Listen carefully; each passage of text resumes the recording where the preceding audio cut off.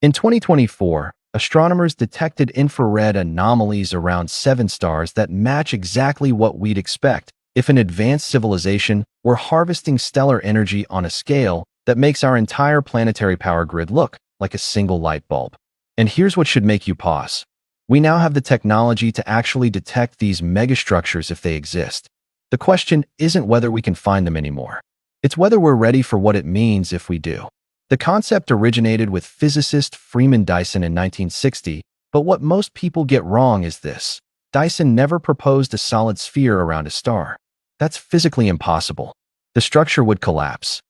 What he described was a swarm of orbiting solar collectors capturing a star's energy output. Our sun releases 3.8 times 10 to the 26th watts every second. A Dyson swarm could theoretically capture most of it, providing energy millions of times greater than Earth receives. Why would any civilization build this?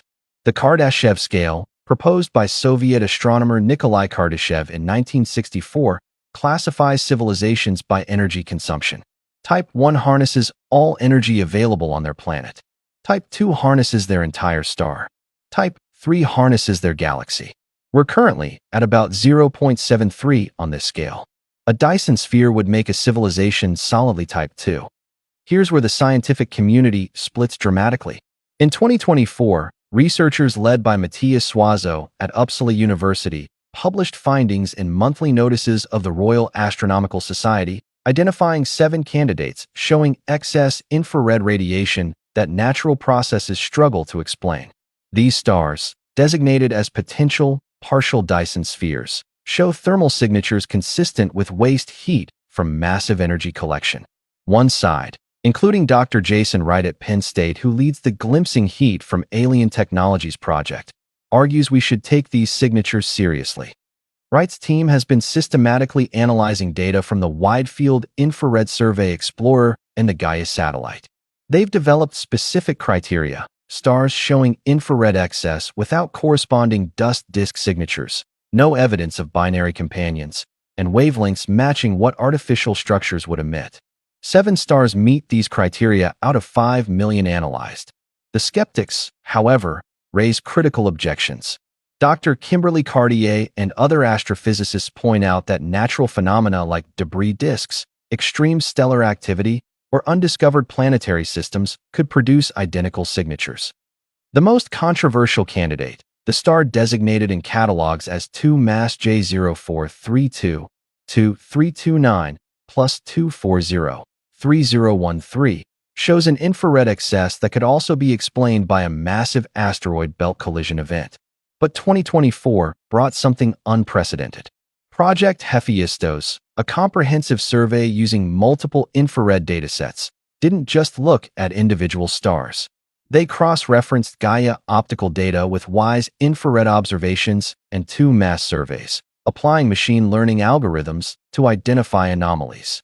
Their methodology, published and peer-reviewed, represents the most rigorous search to date. The engineering challenges are staggering, but not impossible. A partial Dyson swarm could be built by dismantling a Mercury-sized planet, creating billions of solar collectors in a coordinated orbit. Studies by Stuart Armstrong at the Future of Humanity Institute calculated it would take a civilization with self-replicating robots approximately 60 years to construct a basic swarm if they're already spacefaring. What nobody disputes is this: if Dyson spheres exist, we should be able to detect them. Their waste heat creates a distinctive spectral signature in the mid-infrared wavelengths between 3 and 22 micrometers. The James Webb Space Telescope, operational since 2022, has the sensitivity to characterize these signatures in unprecedented detail. Follow-up observations of the 2024 candidates are scheduled for 2025 and 2026. The implications are civilization-altering.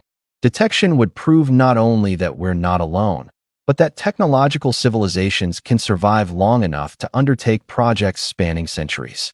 It would validate that the Great Filter, the theoretical barrier preventing civilizations from reaching advanced stages, is either behind us or doesn't exist. Follow this page because these observations are happening right now. The data from Webb's observations will be made public, and if even one of these candidates is confirmed, human history divides into before and after that moment. So here's my question, and I want your genuine answer. If we confirm tomorrow that one of these stars is surrounded by an alien megastructure, should humanity try to make contact, or is advertising our presence to a civilization that advanced too dangerous? Drop your thoughts below.